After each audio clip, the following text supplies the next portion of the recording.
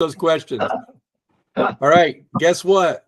We are starting Lancer Talk number 8, and it's November of 25. And we have a special guest tonight with us. You can all see on the camera. We've got myself, of course, Mike Schmaltz, and your host, Andy Williams. And Mike, you were going to ask where Andy's coming to us from tonight, so go right ahead. Well, he mentioned Hudsonville. Is that a suburb of Grand Rapids? Are you still in Michigan? Yeah, it is. Okay. Mike, like I'm Hudsonville ice cream. Have you heard of that? No. No. What? I don't get that channel. Come on. Body by ice cream. We have a big, my stepdaughter's birthday's today, so there's a big crew coming in my kitchen. So nice. Schmaltz, you really never had Hudsonville ice cream? I don't believe so. Never. Well, we'll get you some, Mike. So, hey, listen, guys, we're here for Lancer Talk 8. Andy, you're okay. You can hear us okay. Everything's good. I can hear you fine. I'm going to go upstairs where it's quieter. Hold on. Okay. Well, while Andy's transitioning, if you can hear me, Andy, I'm just going to say I'm interested in hearing about your travel because from what we know of Andrew Williams, at least from the little bits we gleaned from your social media and other things, and I've done a little research, Andrew. First, I know you go up north to the UP, and so there's some fun stories there I'd love to hear because Detour Village is on the far east side of the Upper Peninsula. Probably not a place a lot of people know. Like if you go to the Upper Peninsula, you might go to, I don't know, Tequamanon Falls or Whitefish Point or Sault Ste. Marie or the Keweenaw Peninsula. But I don't know if a lot of people know Detour. But the other thing is, Andy, is I know you drive around and do your business. And if anybody looks on the internet and you Google Andrew Williams, there are lots of things out there. Lots of things that tell you about what you're doing. So you've done a lot. Obviously, we all do things in our career, Andy.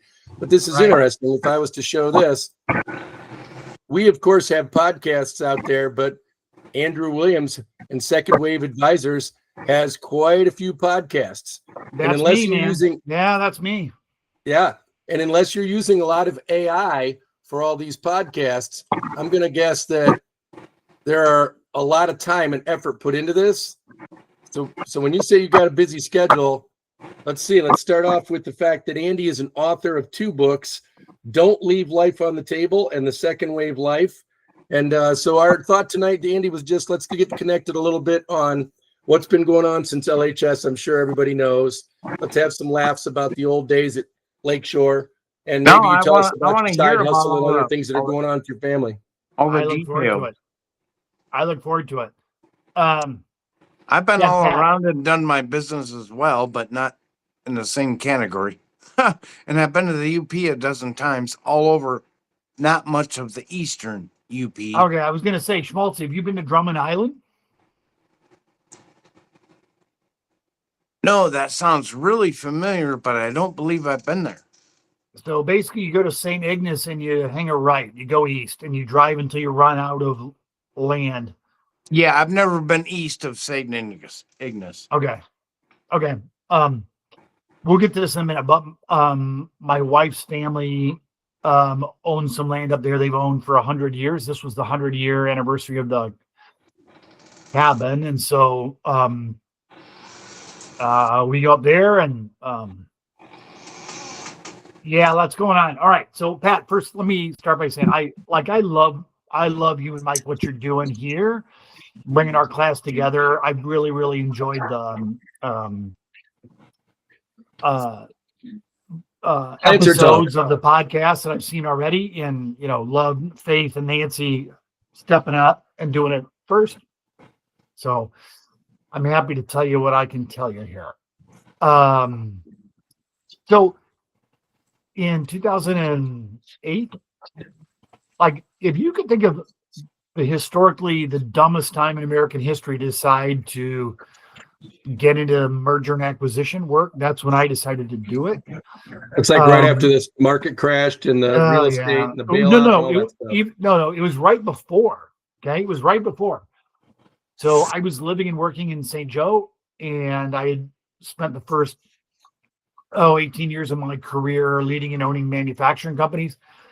And I'm like, oh, I'm ready to do something different. Maybe I'll become a merger and acquisition advisor. And so of all things, I bought a franchise to learn how to do that.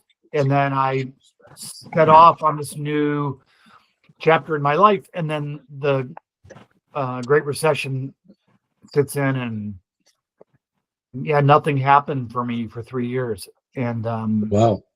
things were hard. The only silver lining of all that is I didn't make very much money in 2011, and so on my W-2 I showed almost no income. And so when my son went off to college, I was able to get a lot of financial aid because I made no money. So Wow. my silver lining.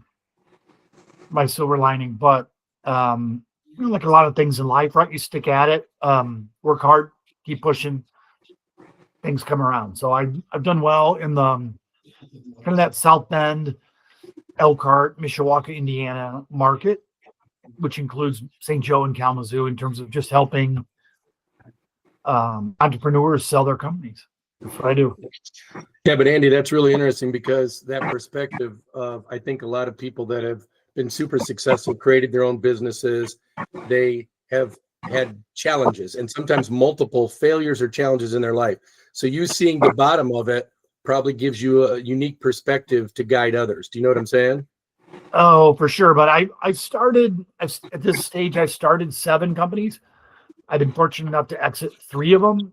But I've also crashed 3 of them, right? I've had my share of failures, and like a lot of things, you learn more from failing than you do from success sometimes. Success is not never failing, but in always using a double negative. Oh, let's go there immediately. I love it, Schmaltzy. Nicely played, sir. Nicely played. Mike, I loved the episode, Will, of you telling the story of how that speech came to be. And I remember you and Tony and I sitting in class, kind of cobbling those pieces together. That's so funny that you dropped that. It was Mr. Breck's math analysis class. We go through the Remember? lesson and then put our desks together and play Trivial Pursuit. Absolutely. And work on the speech. Oh my gosh, it was outstanding. That was outstanding. Now, I have to admit, I didn't appreciate, I mean, you had, as you told the story on the podcast, you had a bit of you had some bittersweet feelings about that. Like you felt like either some teachers bullied you, or, somebody like harassed you about actually giving the speech, right? I like when I was listening to that story and I'm going, wow, I didn't know that. I just remembered the fact that we as a class gathered in the auditorium, and all of the contestants gave their speech, and our class enjoyed yours so much that you were voted in. Yeah, and Sue Hardy told me someone just elbowed her and said, "Vote for Schmaltzy." I wasn't valedictorian or near it, but that I was there to amuse everybody, and It worked. It was meant to be a joke, and ended up getting the most votes. You won. That's right. It was all very tongue in cheek, and I remember leaving graduation that day, and my dad particularly enjoyed the joke about where you said, it was the line from Animal House where you said, "Was it over when the Germans bombed Pearl Harbor?" And we all answered, "No." So my dad particularly enjoyed that joke. Yeah, and my father was mad at me too before he heard it. I said, "Oh, it's just a bunch of double talk and bullshit." And he goes, "You're gonna make an ass of yourself." But once he heard it live, he was fantastic. very proud of it. It was fantastic. And then you may remember it was interrupted midway by a fireworks display that went off in the corner of the football stadium that Perry and Eric Nuss had. I do not remember that, but that's okay. There was the night before, Perry and Eric had gone to the stadium, and they had put a trash barrel. They kind of moved it up toward the stadium seats, and down in it, they set an alarm clock so that when the alarm clock went off, it closed a fuse. Oh my God. it launched a Roman candle barrage into the sky, kind of mid-speech. That's Anyway. hilarious. Great day, but also, like, how many, all three of my kids graduated from Lakeshore. How many boring speeches do you need to sit through? And Schmaltzy, to quote you, tomorrow or today is the first day of the rest of your life, which means tomorrow is the second day of the rest of your life. And if we had started this previously, the other day could have been the first day of the rest of your life. I mean, you went on a fabulous tangent with that too. Yeah, yesterday would have been the last day. The last day of my life. of the previous part of your life, but Or in this case, the second wave of your life. How about the that? second wave of your life. So, Pat, here's the story here. I had a guy I was working for down in Warsaw, Indiana, about a decade ago, and he hired me to sell his company. And on a Friday afternoon, I left his parking lot. You know, it's a big company in Warsaw, Zimmer. Yeah, we had signed a letter of intent, and Monday morning he called me and he fired me. Uh-oh. And I said, okay, well, according to our contract, you have the right to fire me, but like, what am I missing here, bud? You were really happy Friday. And he told me that he had never mentioned to his wife that he was going to sell the company. And so he took her out for dinner Friday night to give her the good news. And we're talking about, this was going to be $11 to $15 million that they were about to get. And his wife said, well, I don't know what you're going to do with your time, but I don't want you home with me. And so what else are you going to do with yourself? And he said, Andy, I spent the whole weekend thinking about it, and I don't know what else I'm going to do, so I guess I'll just keep working. So he didn't have that transition plan. That's exactly right. So that whole experience I had with that guy, his name was Bill, and just stuck with me, and I started to ask my client prospects. Well, for you. Does your client or does your spouse know you want to sell the business? And then if they said yes, I would say, okay, and then what are you going to do with yourself? And interestingly, a lot of them did not know. So that's what led me to write the book and kind of build that whole Second Wave Life YouTube page and website and all the rest of it. So, hey, so now, you say Warsaw, and I recognize the name Zimmer.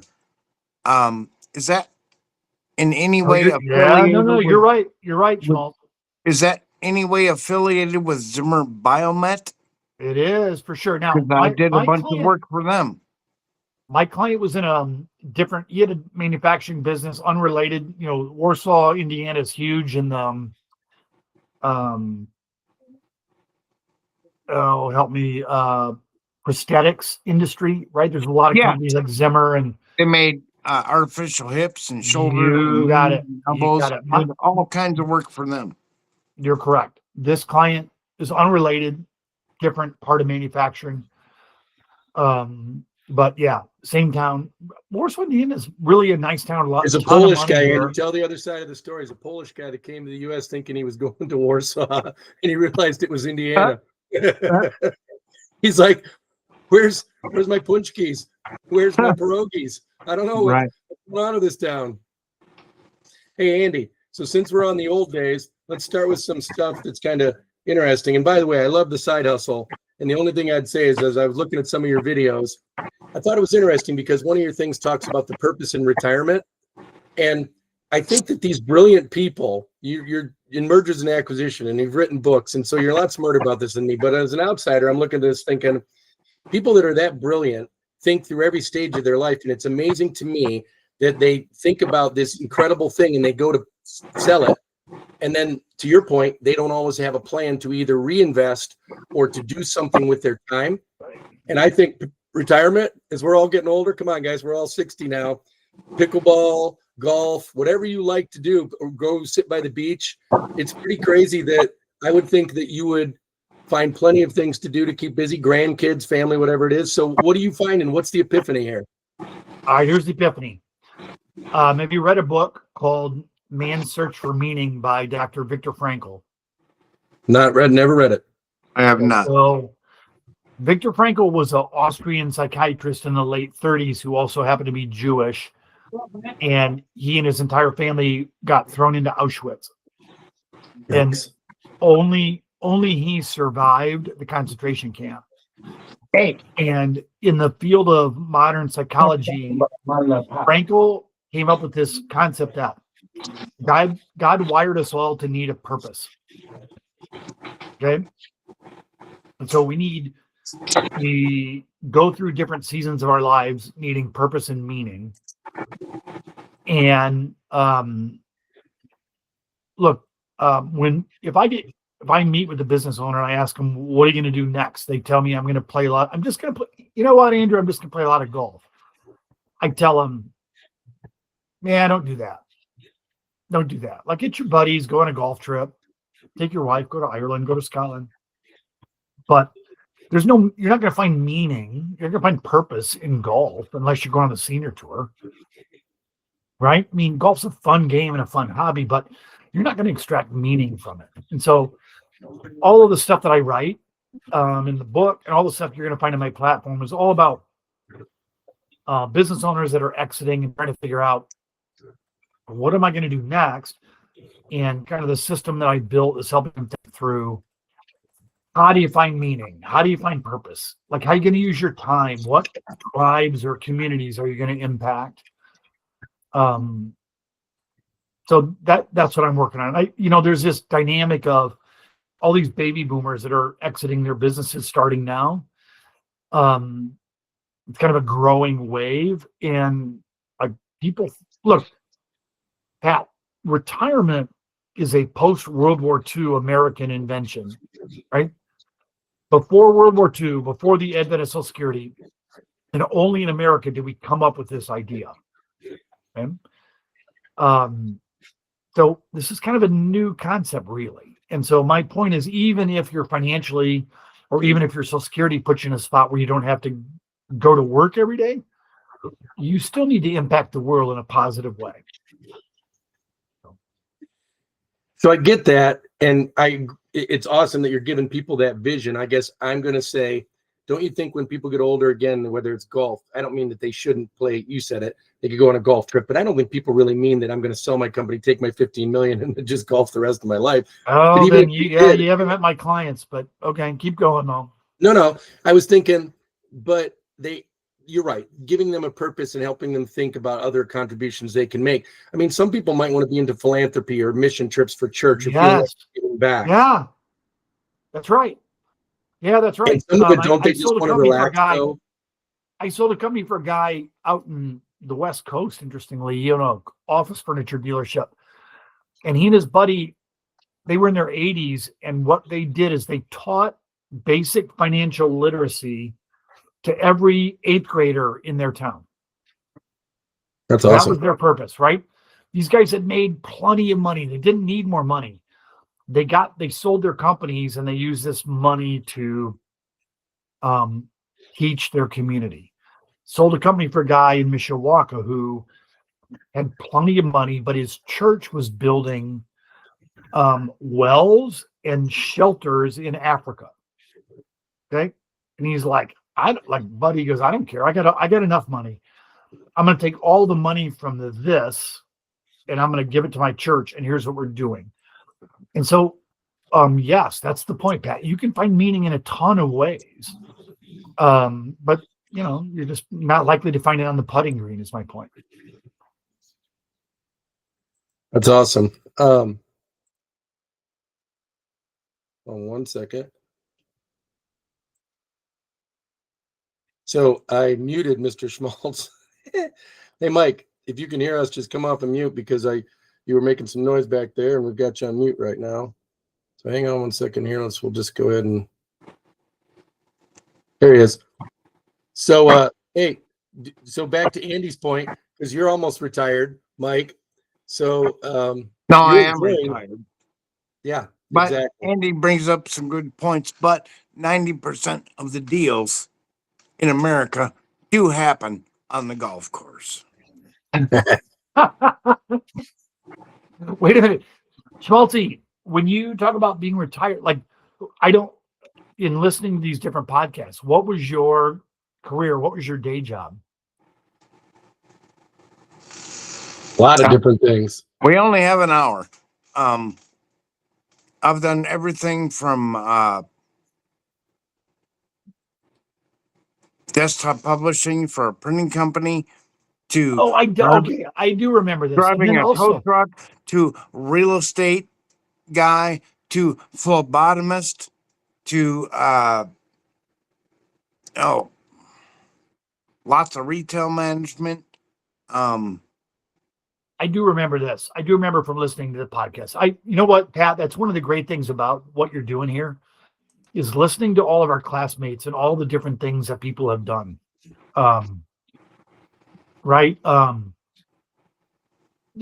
Such a wide, like, I remember walking out of Lancer Stadium that day with our classmates and just like knew that everybody was going to go on to do this variety of great things. This is a really cool part of what you're doing here.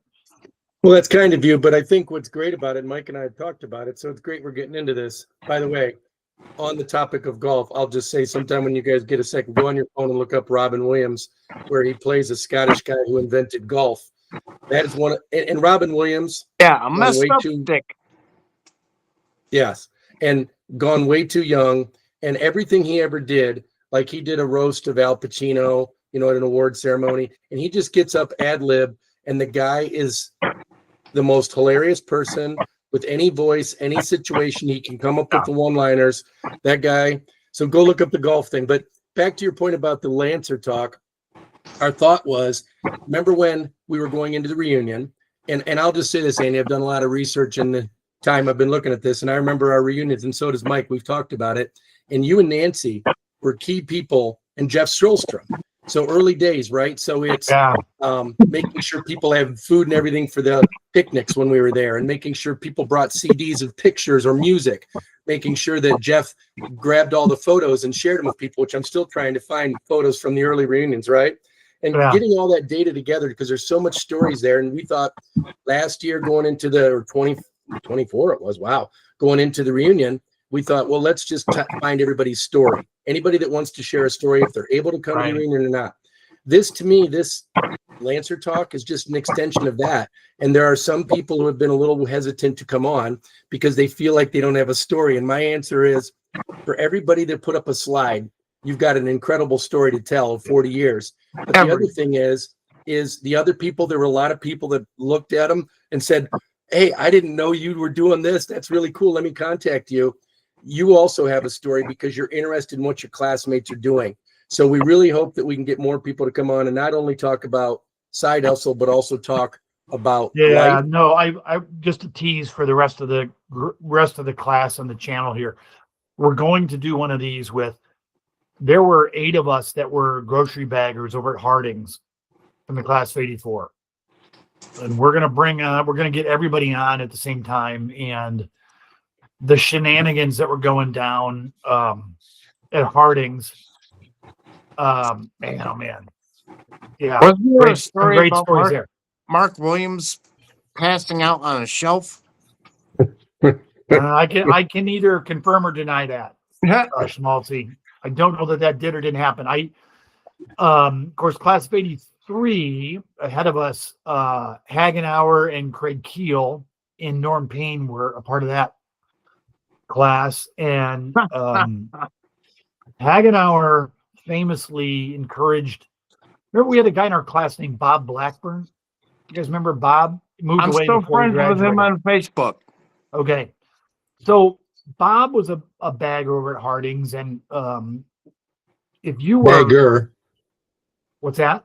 You said he was a bag. I think you meant he was a bagger. Oh, he's a bagger. Sorry. He at nighttime, if you got to take the garbage out and you'd go in the back of Harding's and there was an incinerator, and you put all this paper down the chute, and unbeknownst to Bob one night, Hagenauer had wrapped up a couple of giant cans of Raid bug spray in the garbage. Oh yeah. And as you would imagine, when it got into the fire, they exploded, right? And a fireball shot back down the incinerator at Blackburn, and he dodged it. But he came back up front, and Perry and I were there working, and he had like burn holes in his Harding's vest, and his eyebrows were singed. Holy crap. And then Hagenauer later took credit for that. Yeah, he cut off an arm or a leg or his head. Yeah, that's right. Hey, so let's start with the fact that, Andy, I believe you came to our school or were in the area, left, came back, right? So there was a period where you were here in grade school. Yeah. Then you went and lived somewhere else with your family? Yeah. So my dad spent most of his career at Whirlpool. And when I was in 8th grade, my dad managed to get us transferred to Miami, Florida. Wow. And so we lived in Miami, Florida for a couple of years. And then we moved back our sophomore year. Nice. I bet Stevensville and Miami are a little bit polar opposites. As it turns out, you know what, Pat, as it turns out, not everybody in the world is white Protestant. Who knew? I found that out when I got to Miami, right? You were in Miami back probably close to the time when Al Pacino said, I was just going to say that. If you've seen the movie Scarface, that was the Miami that we lived in. It was nuts.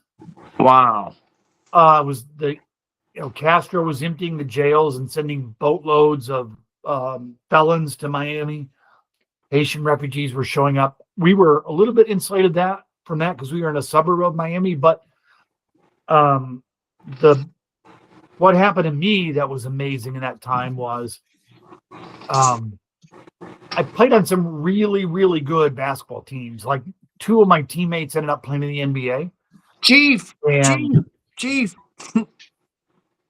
Yeah, and so it kind of helped me decide I was going to spend some time. Like when I moved there, I didn't know anybody. So I played just a ton of basketball. I just go play pickup ball. And I was really fortunate in that regard. Well, let's stay on the basketball for a minute, but I do have some stuff to go back on. But I'll just say, because you started there, that's one of the memories classmates have of you is, of course, you were tall, but you were very talented. And you came in at a young age and were playing on some of those teams. So there was a heritage at Stevensville Lakeshore to play, Muskegon Heights, for sure, play in Kalamazoo and play in the playoffs. And finally, one year get to the state semis and lost to Mount Pleasant. But there was Randy Strunk and there were the Jalanders and there were so many people. But Andy Williams broke into that group. And I guess I'd only say is if you had, I looked at our senior year, I think you guys were 9 and 7. So not quite the talent pool you had before. Yeah, well, been there a few years earlier with that talented group, maybe the things would have changed a little bit. Well, here's the rest of the story. Like if look at the pictures you're showing there, the lower right-hand corner is a picture of Mark Waldman and Norm Payne and I. Those guys were class of 83 and we were teammates.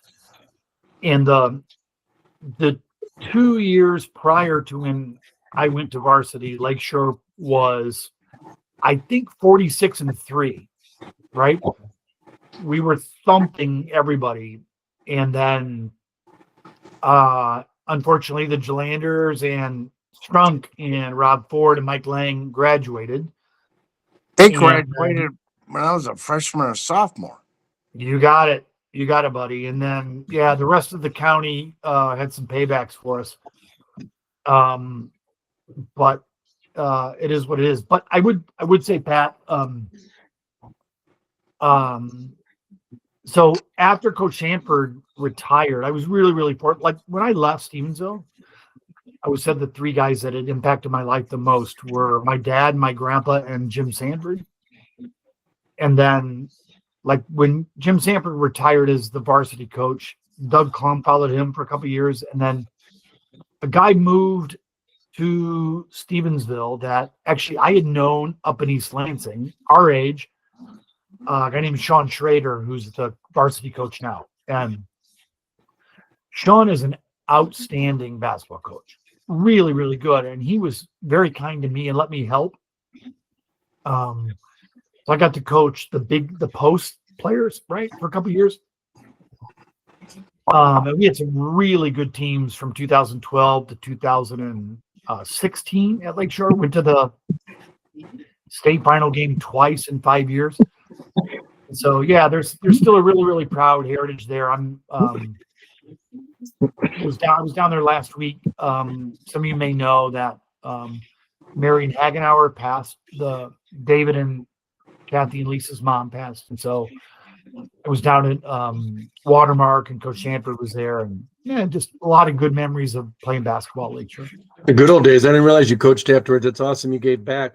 And what's interesting about Jim Sanford that I hadn't realized back, of course, when you're a kid going there, you just think of these people as adults that maybe you don't even like them. But he told me that he was a prospect for the Pirates and could have played, probably did play some semi-pro ball, probably could have been in the major leagues. So we had some unknown talent back then. And so by the way, so some classmate things, since we're going to start with the old days. This is from Carol Mensinger.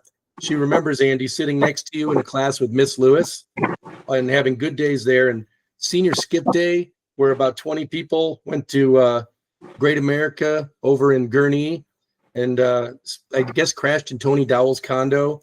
And Tony's mom, was, so when we were seniors, so Tony's mom worked for the Social Security Administration.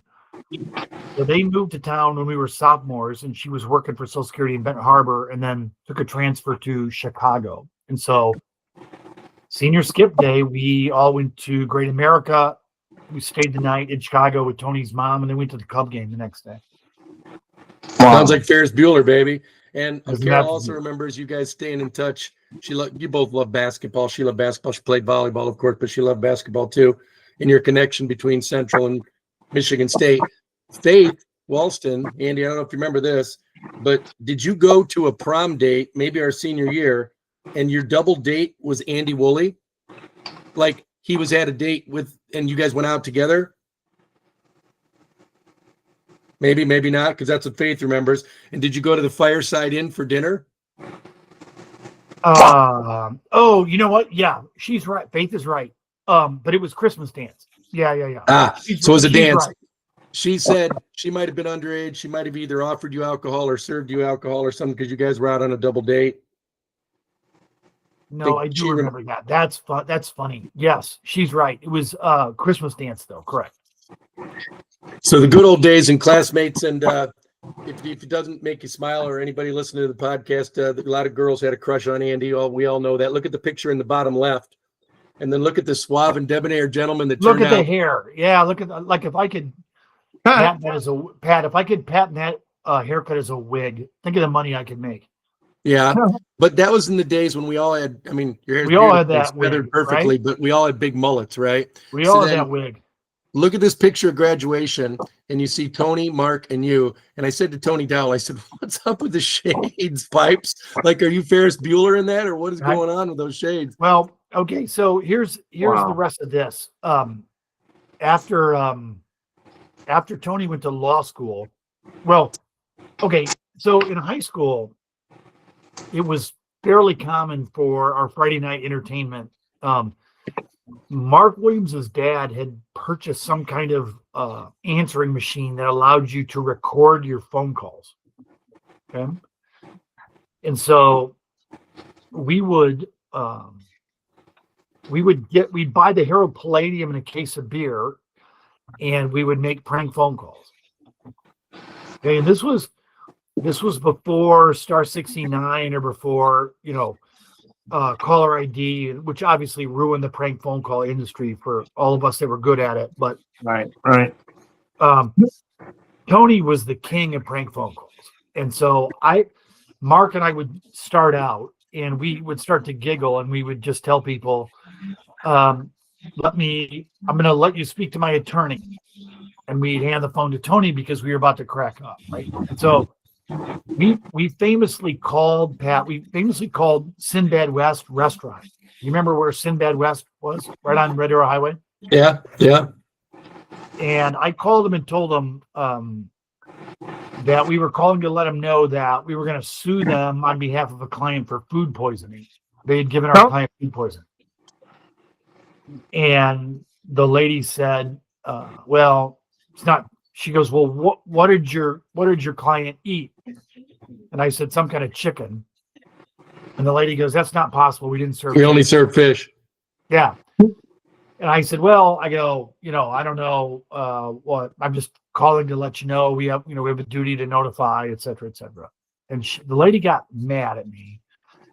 And I said, hold on. I said, speak to my attorney, please. I put Tony on. And he said, well, he goes, listen, if there's a confusion on the food, we'll deal with that in court. We're going on a protein scope analysis of the client's stomach contents. We know he ate. And the lady starts to get even more angry and says, there's no way. And what are you guys doing calling us? It's 11:30 at night. And Tony goes, ma'am, we're going straight from the coroner's report here. Oh, what'd she say to that? The lady goes, coroner? You mean he's dead? And Tony goes, you know what? I probably said too much. He said, it's kind of late tonight. It's Friday. We'll call you Monday with follow-up details. I can never confirm or deny that. And bingo. And it set off a firestorm. And it was, so anyway. Holy shit. Those people probably sat on pins and needles all weekend. Yes, they did. I'm sure they did. But anyways, we got later in life, like when we go to Cub games, right? We'll be in Murphy's in center field and we'll introduce Tony. We'll tell people, let me introduce you to my attorney. And they'll go, your attorney, right? As if we need to travel with an attorney all the time, right? The good old days. So Andy, take a look at this picture and just brag a little bit about it. So looks like 3 beautiful children, 30, 27, and 24. And is this still accurate? Still one grandson or any more? No, actually, it's funny. This is funny how time flies. In the bottom row is a picture of me and my grandson, who was 1.5 years at the time. That little rascal is 3 now. And my son and his wife, all 3 of my kids are Lakeshore alum. My son married his high school sweetheart from Lakeshore. That was my next question. I want to hear about kids and grandkids. Yeah. So my son married his high school sweetheart, both Lancers. Right now they live in San Francisco. They're kind of preparing to move back to Nashville and raise their family in Nashville, Tennessee.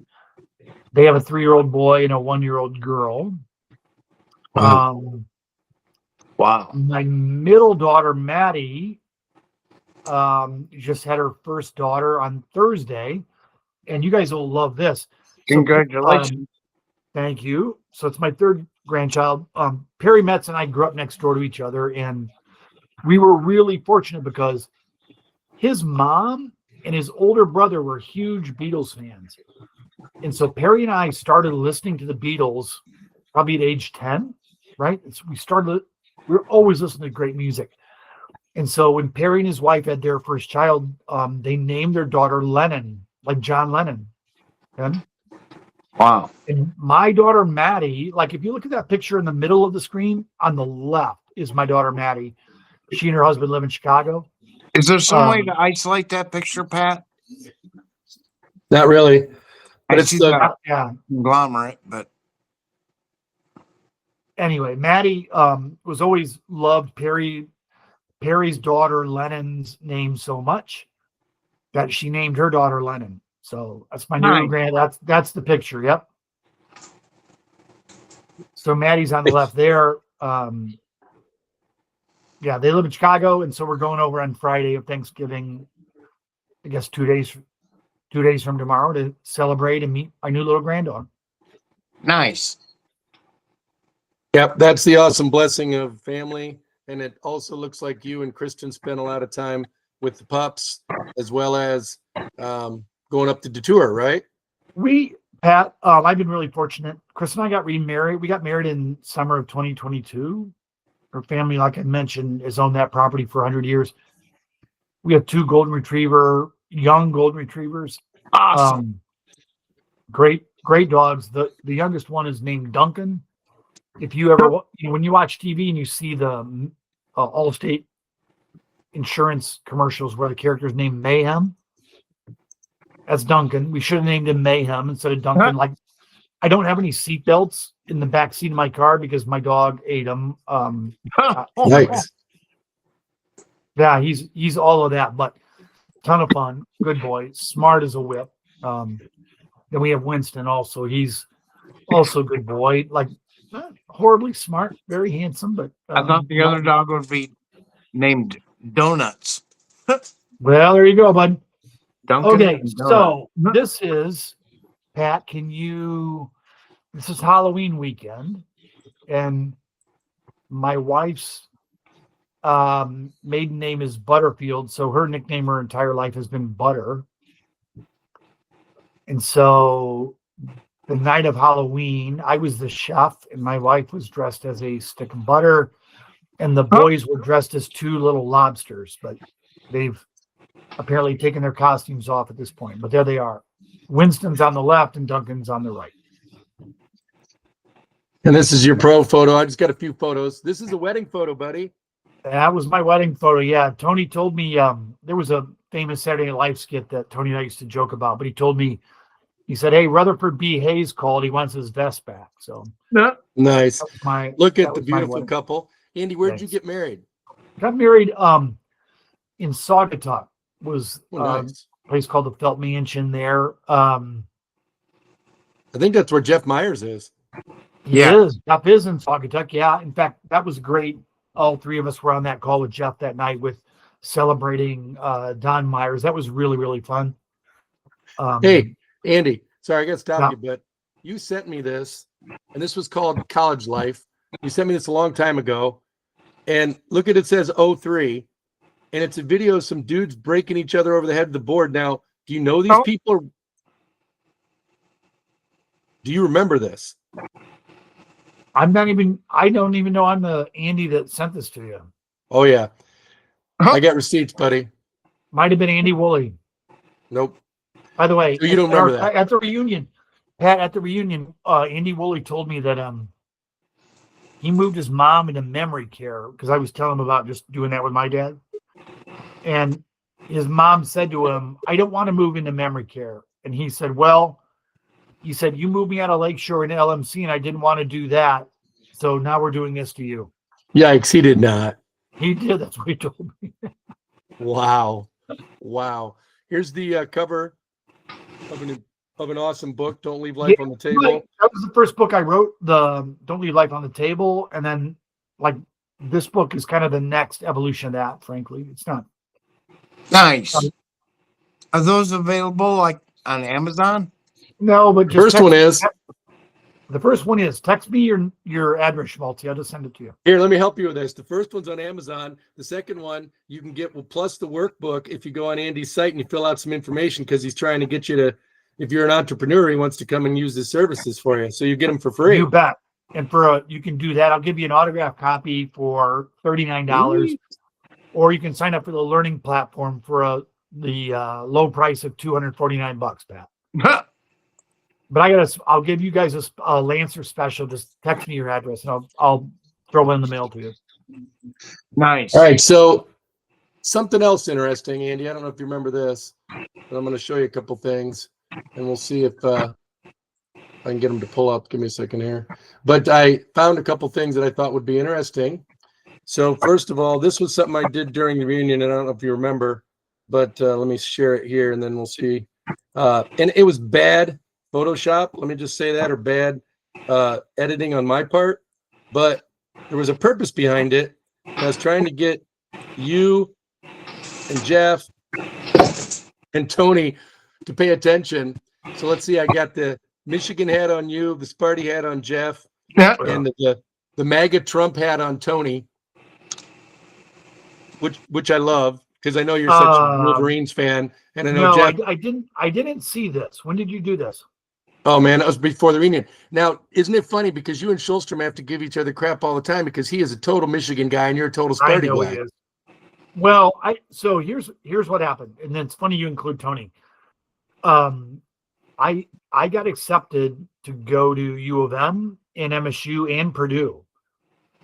Applied to the engineering college and computer science college, and I went to basketball camp the summer before our senior year, and I just liked the vibe in East Lansing better, which is how I ended up there. It came down to East Lansing or Purdue for me, and my grandmother, of all things, told me, well, if you're really on the fence, like save your parents the money and stay in state. So that's how he ended up in East Lansing. Yeah, well, I think it's actually even more offensive to Tony to be a Trump fan than it is for I was you just to going have to to say, deal. you're gonna knock at your door, and it's going to be Tony. Oh, he loves it. But then here's something else that's interesting. Okay. So you used to send emails. So when you say, was that from me? I happen to know that I got emails from you, unless it was spoofed or something, Andy, I'm talking early 2000s.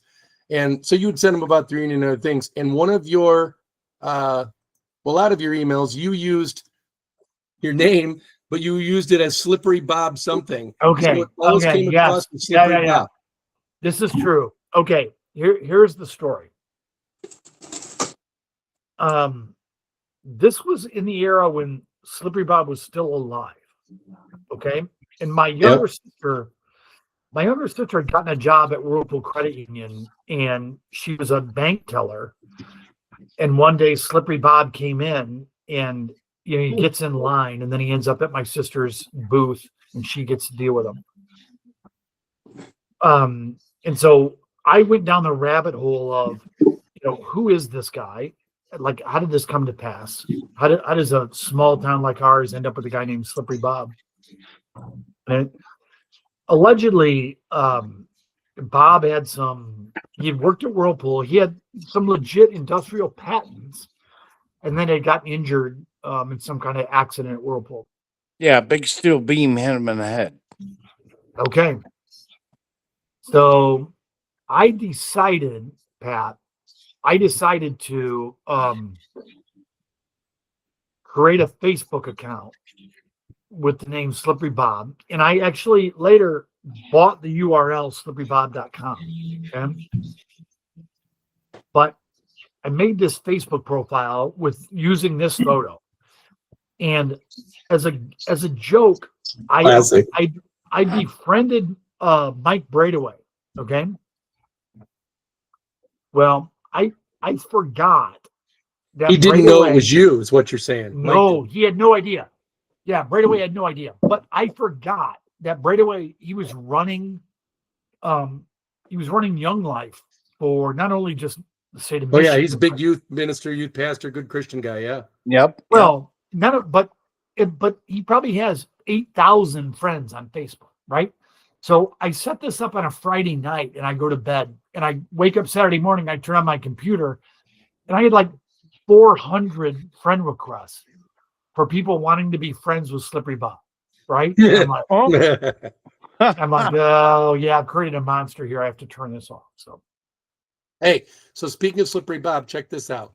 I'll show you something. This is Slippery Bob. I did some research. Slippery Bob in 1978 at the Plaza, right? Yeah, so of course. This is Slippery Bob in wait on, I just lost it. A young 2011. Bob. Bobby, as his friends called him. Here's him in 2011. Now here's him again. Mm-hmm. But this is him at go the back. beach, right? Go back to the cup. Silver Beach. Yes. But the stories that came out in the news were really interesting because get a load of this. This is interesting. Watermark in 2015 came out with Slippery Bob beer. Yeah, a beer. Now, what's interesting about that is, hey, Schmaltzy, did you know that Watermark came out with Slippery Bob beer? I did not. That's why I do. Yeah, I remember that. All right. So I'm going to share this with you guys.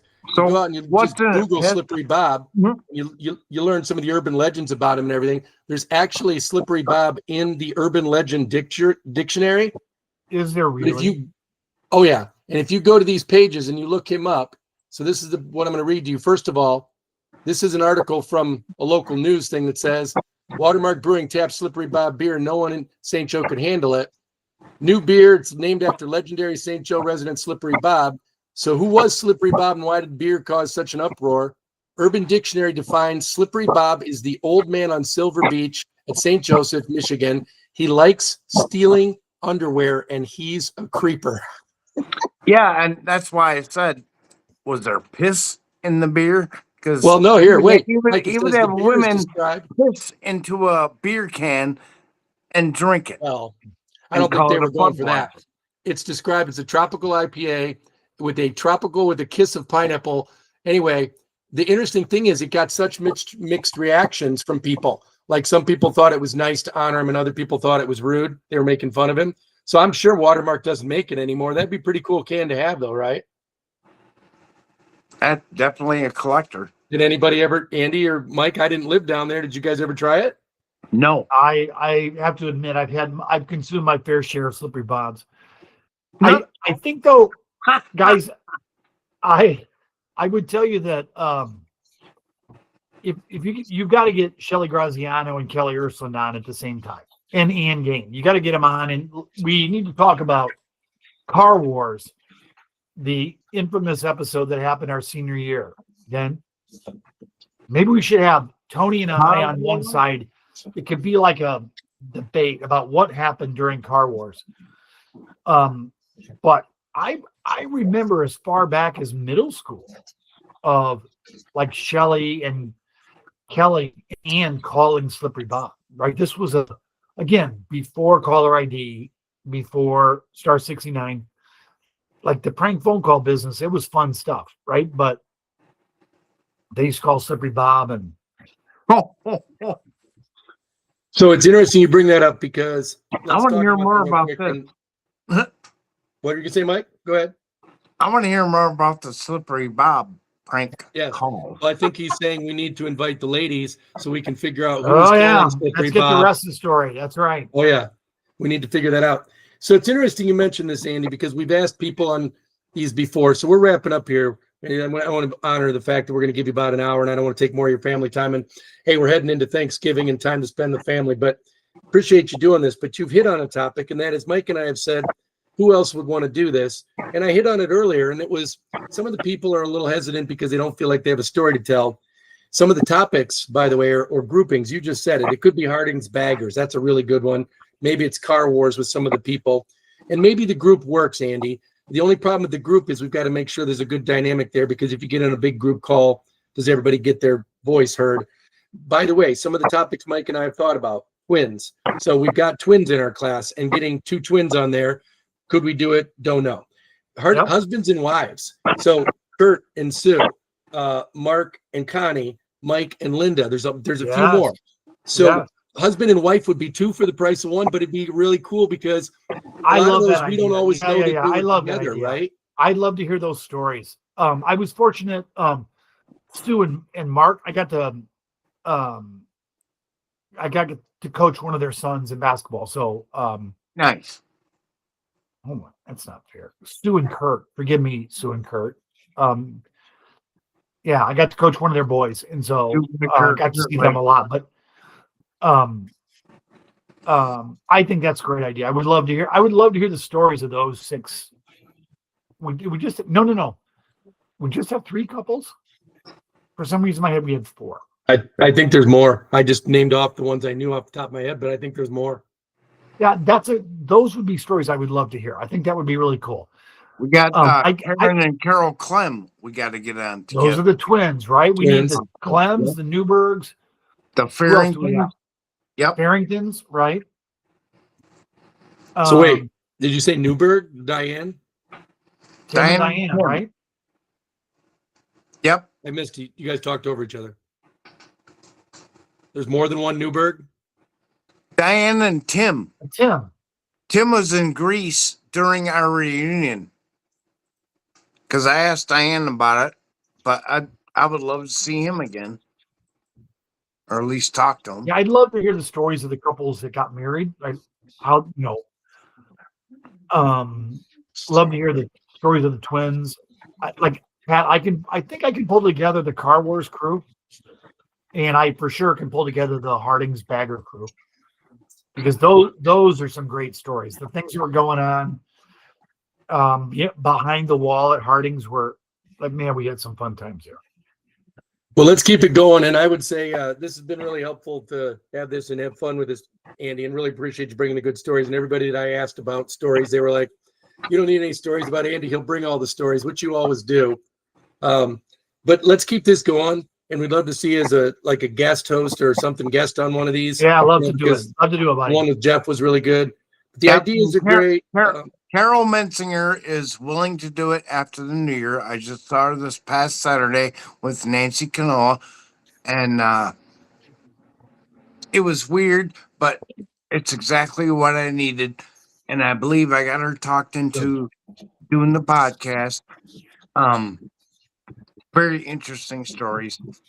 And I want to say this. Good friend of mine, Kelly Kalinas, had a stroke. He's in the hospital. They're having a benefit at the Sandbar here in St. Joe on Saturday. Anybody that's within an hour, hour and a half, please show up. He needs all the help he can get financially, and he's in good spirits, but his vision and balance is way off. Anyone that hears this, please show up. I guarantee Yeah, you. Mike, give us the name again. Give us the name again.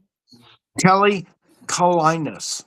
Okay. He went to Lakeshore for 1 year. I was going to say, I remember that name, right? He went to LMC, went to Lakeshore for 1 year, and back to LMC. But he's friends with like all kinds of Lakeshore people. He grew up like with the Jalanders and Randy Story and all kinds of Lakeshore people. Right. He actually came to our reunion. I introduced him to Pat. Yeah, cool. And the more the merrier. And yeah, I remember a lot of my graduation speech just from memory. But the last words were, let's go out there and play this game of life with everything we got. The batteries are not included, and your mileage may vary, with liberty and justice for all. I love it. Hey, so let's end on this. So here's some things that I have done, and I'm going to put it on here. So if anybody listens to the end of this podcast, Andy, you and I have talked about this. One of the most requested persons to be on this podcast or Lancer Talk is Diane Newberg. So I think that's a great idea to get Diane and Tim. I had totally forgotten about Tim. Get the twins on, yeah. Find the Newbergs, find the Farringtons, find the Clem twins. Get them all 6 of them at the same time. But here's a whole bunch of people that have considered it. So let's all make it. So listen to this list: Carol Mensinger, Julie Hannon, Renee Reed, Marie Finch, Eric, Diane Newberg, Audra Albright Springsteen, Shelley, and Andy Woolley. So there's a couple, kind of a thing that's a couple now. So we could have them. Reagan Matthews, Sue Dybert, Lori Brown McConomy, and Kelly Livingston.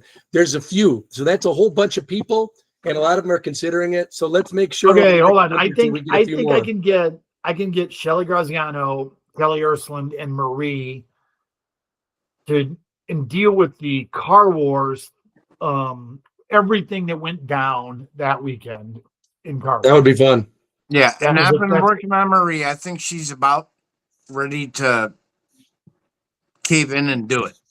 All right, so Pat, the night that we had the tribute to Don Myers, you handled it really well in terms of we had multiple people there, and everybody just realized you can't blurt it out, right? You kind of got to raise your hand, and that was a really nice tribute to Mr. Myers and nice tribute to Jeff, but also fun to get a bunch of people on the screen at the same time. We can do it. Hey, this is easy peasy. I'll send out the link. I'll put it online for everybody. The one other thing I'll make a shameless plug for anybody listening to this is I got to get this out through email, YouTube, Facebook. Not enough people know that it's even out there. So if you look at this one and you like it, there's 7 more you can go consume on YouTube. They're easy to find. Hey, everybody, enjoy a blessed Thanksgiving, a holiday season. Enjoy your families, whatever you're doing. Schmaltzy, I'll catch up with you online. And Andy, thank you so much for doing this. Thanks, Andy, boys. So good to talk to you, brother. As always, friends. Take care. Take care, Andy.